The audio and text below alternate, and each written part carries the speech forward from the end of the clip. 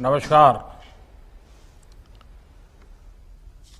मंत्रिमंडल में मेरे सहयोगी श्रीमान रमेश पोखरियाल निशंक जी, श्रीमान संजय धोत्रे जी,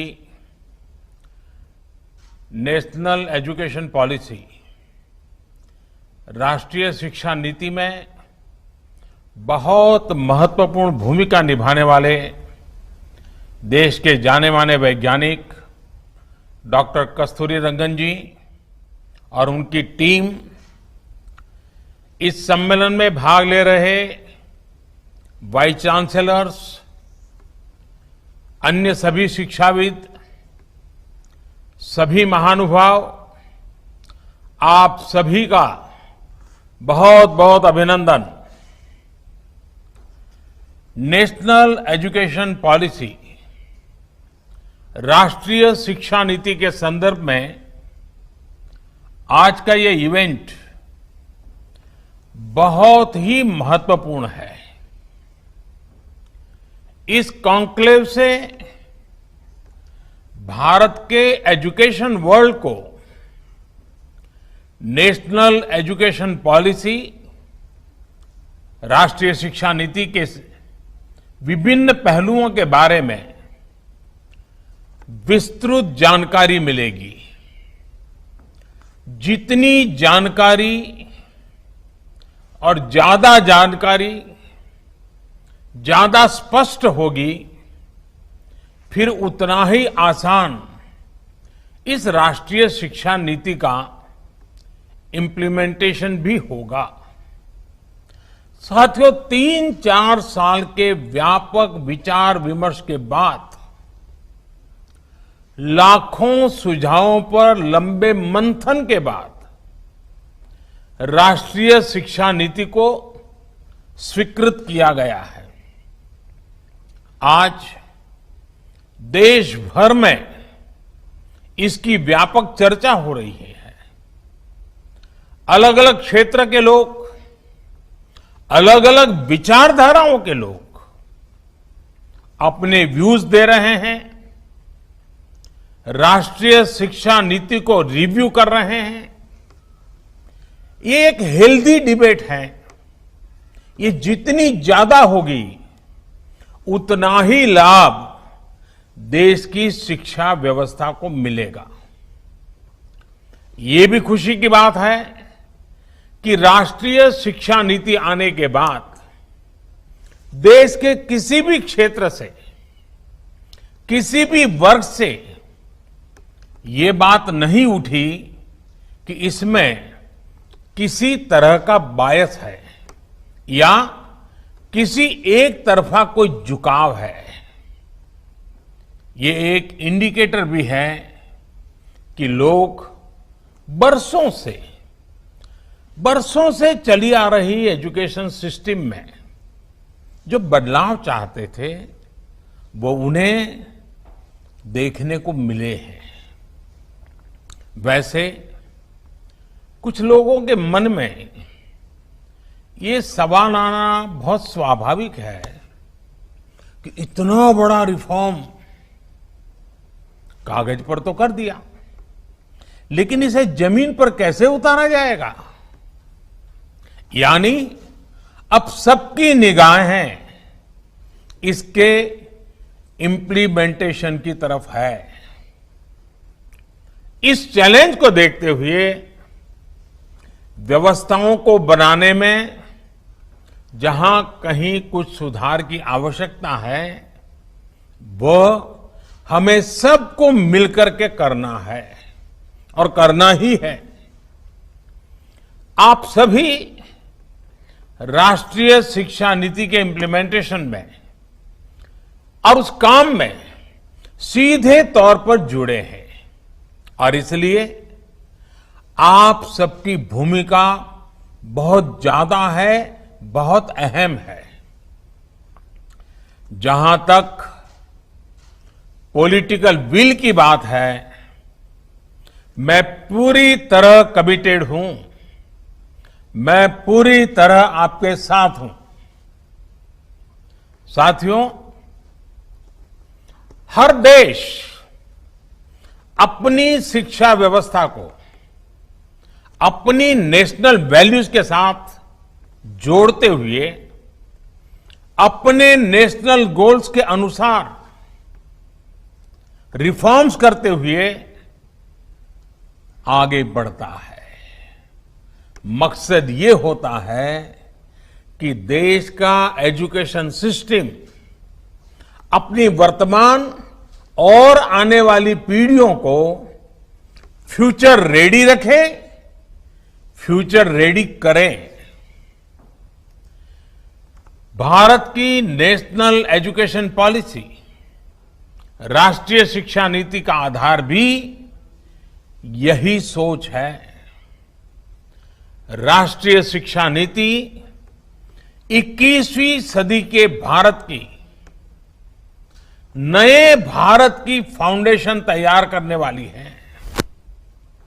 21वीं सदी के भारत को हमारे युवाओं और हमारे युवाओं को जिस तरह की एजुकेशन की जरूरत है, जैसी स्किल्स चाहिए, राष्ट्रीय शिक्षा नीति पर इन बातों पर विशेष फोकस है।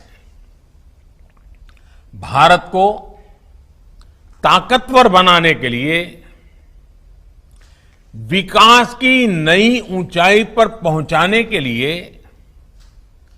भारत के नागरिकों को और सशक्त करने के लिए उन्हें ज्यादा से ज्यादा अवसरों के उपयुक्त बनाने के लिए इस एजुकेशन पॉलिसी में खास जोर दिया गया है। जब भारत का स्टूडेंट, चाहे वो नर्सरी में हो या फिर कॉलेज में साइंटिफिक तरीके से पढ़ेगा, तेजी से बदलते हुए समय और तेजी से बदलती जरूरतों के हिसाब से पढ़ेगा, तो वो नेशन बिल्डिंग में कंस्ट्रक्टिव भूमिका निभा पाएगा। साथियों, बीते अनेक वर्षों से हमारे एजुकेशन सिस्टम में बड़े बदलाव नहीं हुए थे। परिणाम ये हुआ कि हमारे समाज में क्यूरोसिटी और इमेजिनेशन की वैल्यूज को प्रमोट करने के बजाय भेड़ चाल को ही प्रोत्साहन मिलने लगा था। कभी डॉक्टर बनने के लिए होड़ लगी, कभी इंजीनियर बनाने की होड़ लगी, कभी वकील बनाने की होड़ लगी। इंटरेस्ट, एबिलिटी और डिमांड की मैपिंग किए बिना होड़ लगाने की प्रवृत्ति से एजुकेशन को बाहर निकालना जरूरी था। हमारे स्टूडेंट्स में, हमारे युवाओं में क्रिटिकल थिंकिंग और इनोवेटिव थिंकिंग विकसित कैसे हो सकती है, जब तक हमारी शिक्षा में पैशन ना हो, फिलॉसॉफी ऑफ एजुकेशन ना हो, पर्पज ऑफ एजुकेशन ना हो। साथियों, आज गुरुवर रविंद्रनाथ ठाकुर की पुण्यतिथि भी है।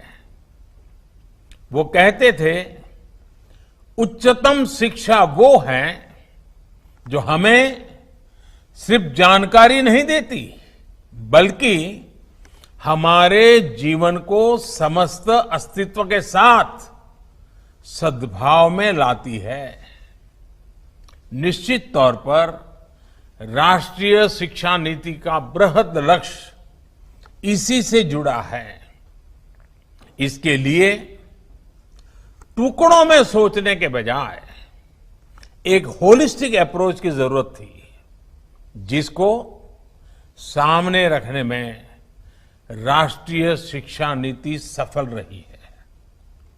साथियों, आज जब राष्ट्रीय शिक्षा नीति मूर्त रूप ले चुकी है।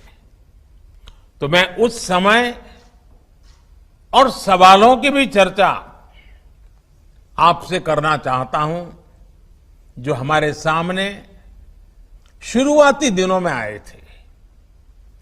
उस समय जो दो सबसे बड़े सवाल थे वो यही थे कि क्या हमारी शिक्षा व्यवस्था हमारे युवाओं को क्रिएटिव, क्यूरियोसिटी और कमिटमेंट ड्रिवन लाइफ के लिए मोटिवेट करती है। आप लोग इस क्षेत्र में इतने वर्षों से हैं, आपने अपना जीवन शिक्षा के लिए खपा दिया है, समर्पित किया है। आप लोग इसका जवाब बेहतर जानते हैं। साथियों, हमारे सामने दूसरा सवाल था कि क्या हमारी शिक्षा व्यवस्था हमारे युवाओं को एम्पावर करती है, देश में एक एम्पावर्ड सोसाइटी के निर्माण में मदद करती है। आप सब इन सवालों से भी परिचित हैं और जवाबों से भी भली भांति परिचित है। साथियों, आज मुझे संतोष है कि भारत की नेशनल एजुकेशन पॉलिसी, राष्ट्रीय शिक्षा नीति को बनाते समय इन सवालों पर गंभीरता से काम किया गया। साथियों, बदलते समय के साथ एक नई विश्व व्यवस्था, एक नए रंग रूप और व्यवस्थाओं में बदलाव, एक नई विश्व व्यवस्था खड़ी हो रही है। एक नया ग्लोबल स्टैंडर्ड भी तय हो रहा है। इसके हिसाब से भारत का एजुकेशन सिस्टम खुद में बदलाव करे, ये भी किया जाना बहुत जरूरी था। स्कूल करिकुलम के 10+2 स्ट्रक्चर से आगे बढ़कर अब 5+3+3+4 करिकुलम का स्ट्रक्चर देना इसी दिशा में एक कदम है। हमें अपने स्टूडेंट्स को ग्लोबल सिटीजन भी बनाना है और इसका भी ध्यान रखना है कि वे ग्लोबल सिटीजन तो बने, लेकिन साथ साथ अपनी जड़ों से भी जुड़े रहें। जड़ से लेकर के जग तक, मनुष्य से मानवता तक, अतीत से आधुनिकता तक सभी बिंदुओं का समावेश करते हुए इस राष्ट्रीय शिक्षा नीति का स्वरूप तय किया गया है। साथियों, इस बात में कोई विवाद नहीं है कि बच्चों के घर की बोली और स्कूल में पढ़ाई की भाषा एक ही होने से बच्चों के सीखने की गति बेहतर होती है। ये एक बहुत बड़ी वजह है जिसकी वजह से जहां तक संभव हो 5th क्लास तक बच्चों को उनकी मातृभाषा में ही पढ़ाने पर सहमति दी गई है। इससे बच्चों को और बच्चों की नींव तो मजबूत होगी ही, उनके आगे की पढ़ाई के लिए भी उनका बेस और मजबूत होगा। साथियों, अभी तक जो हमारी शिक्षा व्यवस्था है उसमें व्हाट टू थिंक, मैं बहुत जिम्मेवारी से बोल रहा हूं, व्हाट टू थिंक पर फोकस रहा है, जबकि इस शिक्षा नीति में हाउ टू थिंक उस पर बल दिया जा रहा है। यह मैं इसलिए कह रहा हूं कि आज जिस दौर में हम और ये दौर ऐसा है जहां